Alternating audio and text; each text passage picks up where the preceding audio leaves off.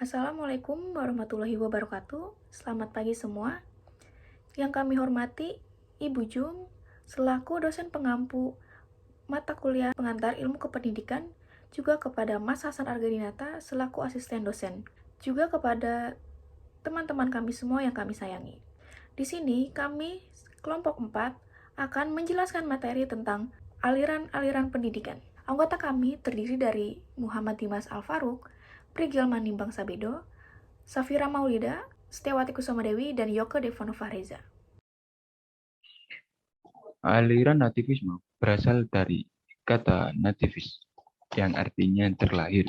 Istilah nativis diambil dari pernyataan dasar bahwa kita lahir dengan kapasitas genetik yang mempengaruhi kemampuan kita memahami bahasa di sekitar kita.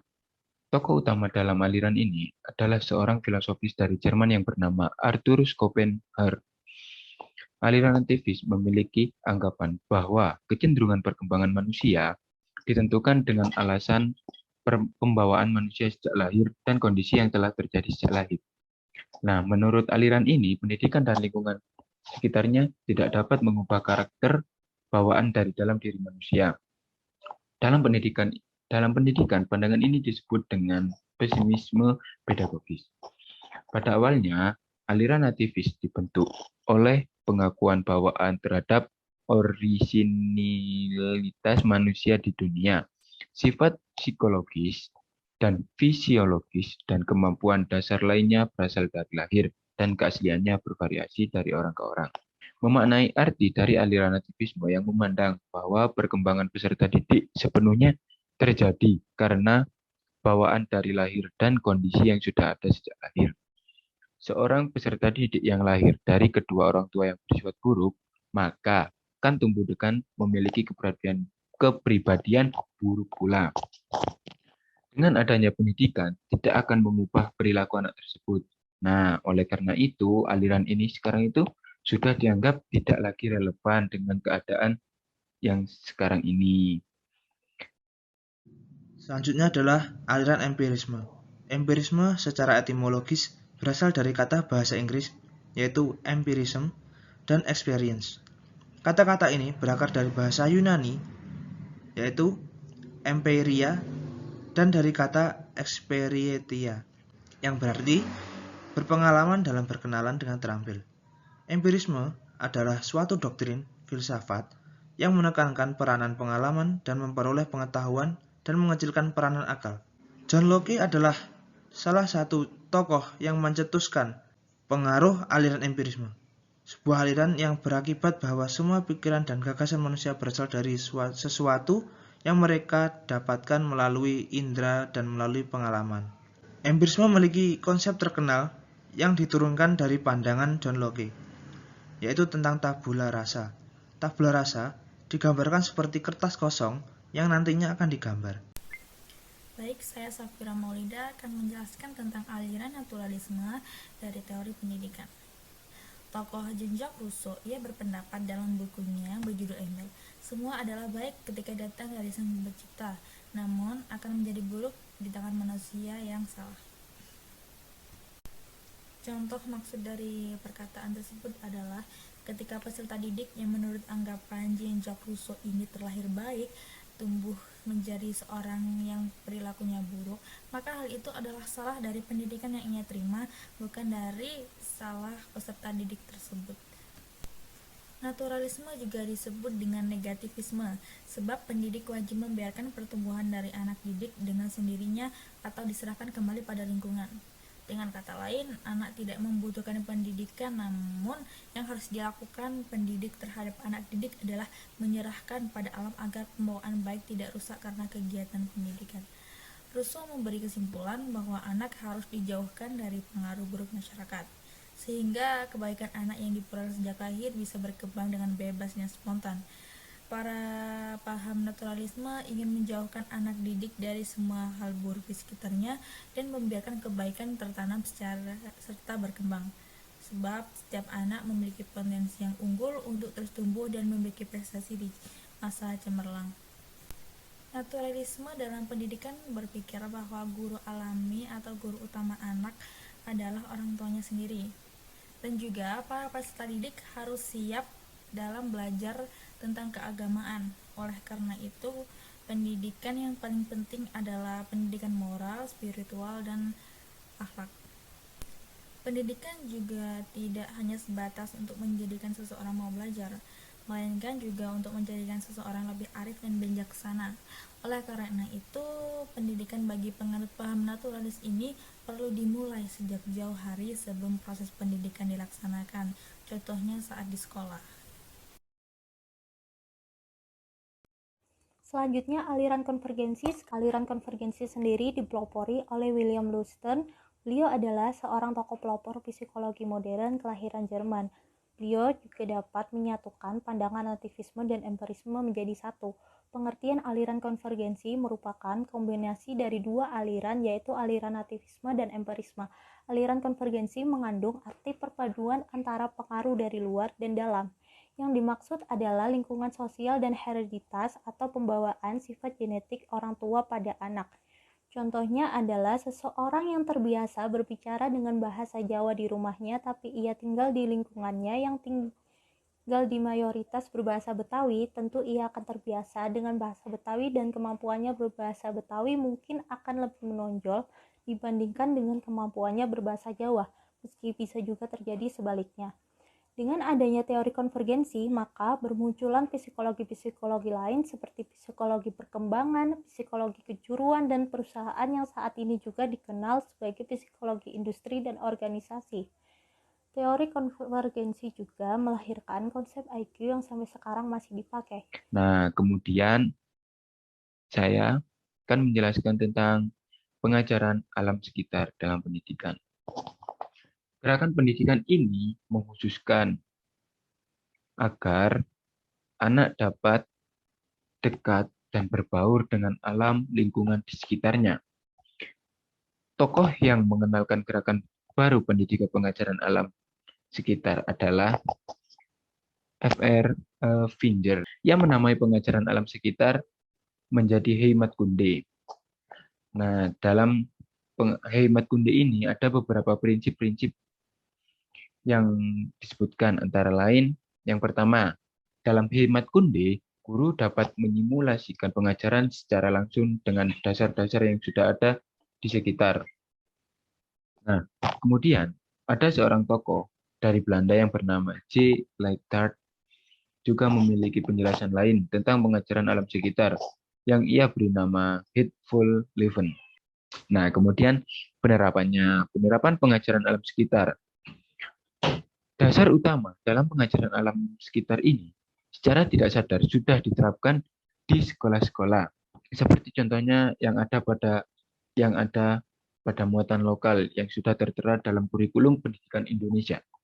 Kemunculan muatan lokal dalam pembelajaran membuat peserta didik dapat lebih mengenal alam dan lingkungan tempat mereka tumbuh. Muatan lokal juga diharapkan mampu membuat peserta didik dapat melestarikan kebudayaan dan alam di sekitar mereka. Selanjutnya adalah pengajaran pusat perhatian. Gerakan baru pendidikan ini dicetuskan oleh Ovidemir de Crowley yang menjelaskan bahwa pendidikan atau sekolah untuk hidup dan oleh hidup. Maksudnya di sini adalah bahwa setiap anak harus memiliki pengetahuan dan pengalaman atas jati dirinya dan dunia sekitarnya. Sehingga ketika anak terjun ke masyarakat luas, ia tidak lagi bingung dan kembali bertanya-tanya mengenai hal yang sudah seharusnya dia pahami. Gerakan ini juga ingin mendorong agar kegiatan belajar mengajar dilaksanakan dengan beragam cara agar anak yang menyimaknya dapat tetap fokus dan terpusat pada pelajaran. Pengajaran pusat perhatian ini juga mengkhususkan pada pembahasan submateri pelajaran baru, bukan hanya pada awal materi berlangsung. Nah, untuk penerapan pengajaran ini yaitu esensi dari pengajaran pusat perhatian adalah agar peserta didik dapat lebih mudah untuk memfokuskan diri terhadap materi pembelajaran. Contoh mudahnya yaitu ketika peserta didik yang masih memiliki minat baca yang amat kurang bisa menjadi lebih fokus dan perhatiannya akan lebih terpusat karena ada metode baru dalam memahami bacaan yaitu audiobooks. Baik, di sini saya akan menjelaskan tentang sekolah kerja. Tokoh Cassius Steiner dikenal sebagai bapak sekolah kerja. Ia menamainya sebagai Albert School yang terkenal Jerman.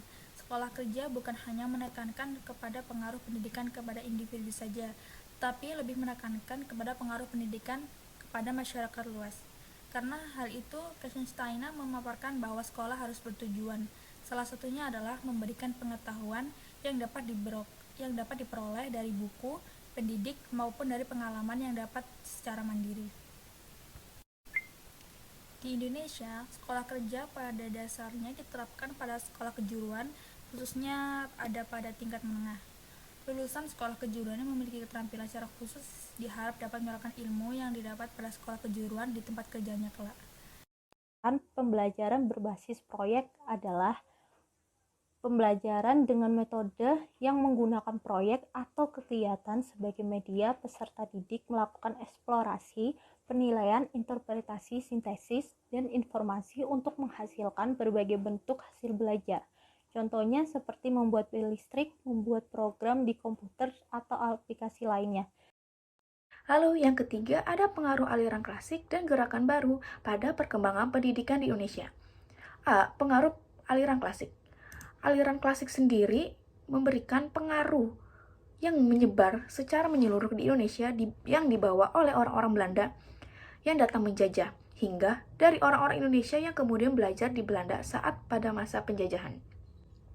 Sistem sekolah yang diperkenalkan oleh Belanda membuat aliran-aliran pendidikan klasik berpengaruh sepenuhnya pada pendidikan di Indonesia.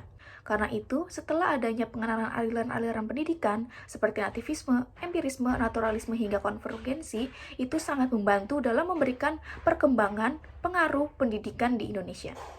Pengaruh gerakan baru pendidikan di Indonesia. Gerakan-gerakan baru sendiri ini tentunya muncul karena terus berkembangnya ilmu pengetahuan yang membuat anak juga harus menyesuaikan dirinya dalam menyerap ilmu dan mengimplementasikannya pada kehidupan sehari-hari. Dengan adanya gerakan baru dalam pendidikan ini, tercipta karena adanya kebutuhan dari masyarakat yang memerlukan sumber daya manusia yang terampil dan ahli pada banyak bidang. Dan dengan adanya gerakan baru pendidikan ini, diharapkan para peserta didik Indonesia mempunyai kualitas yang baik sehingga dapat bersaing di dunia global. Lalu materi selanjutnya ada 2 aliran pokok di Indonesia. Yang pertama ada perguruan kebangsaan taman siswa, dan yang kedua ada ruang pendidik INS Kayu Tanam. Yang pertama ada perguruan kebangsaan taman siswa. Taman siswa sendiri ini didirikan oleh Ki Hajar Dewantara pada tanggal 3 Juli 1932 di Yogyakarta. Ki Hajar Dewantara menciptakan atau mendirikan perguruan kebangsaan taman siswa ini tentunya untuk memajukan pendidikan di Indonesia pada saat itu. Taman siswa yang memiliki tujuan untuk memperjuangkan kebudayaan dan pembangunan di masyarakat ini untuk memperhatikan ketertiban dan kedamaian agar rakyat Indonesia yang memperjuangkan pendidikan ini dapat meraih ketertiban dan juga kedamaian dalam hidupnya. Taman siswa juga bertujuan untuk menciptakan agar peserta didik nantinya dapat merdeka secara lahir dan batin, luhur budi pekertinya, dan sehat secara rohani dan jasmani. Lalu yang kedua ada ruang pendidik INS Kayu Tanam. Ruang pendidik INS atau Indonesia Netherlands School Kayu Tanam didirikan oleh Muhammad Syafi'i pada tanggal 31 Oktober 1926 di Kayu Tanam, atau sekarang lebih dikenal sebagai Sumatera Barat. Ruang INS Kayu Tanam sendiri memiliki tujuan agar rakyat Indonesia yang menerima pendidikan harus merasakan kemerdekaan. Kemerdekaan di sini maksudnya adalah ia dapat menempuh pendidikan secara layak dan secara baik dan secara merata, tidak hanya berbatas kepada kaum kelas atas, namun kaum kelas bawah atau rakyat biasa juga dapat memperoleh pendidikan yang selayaknya. Ruang pendidik INS Kayu Tanam juga memiliki tujuan supaya para pemuda yang dididik ini dapat bermanfaat bagi masyarakat. Bahkan hingga saat ini, keduanya masih memberikan pengaruh yang sangat baik bagi perkembangan pendidikan dan masih diterapkan pada pendidikan saat ini. Karena ajaran-ajarannya yang sangatlah cocok dan sangatlah pas dengan pendidikan di Indonesia, yaitu yang masih berdasar kepada Pancasila dan Undang-Undang Dasar 1945. Sekian penjelasan materi dari kelompok kami tentang aliran-aliran pendidikan. Kurang lebihnya mohon dimaafkan. Wassalamualaikum warahmatullahi wabarakatuh.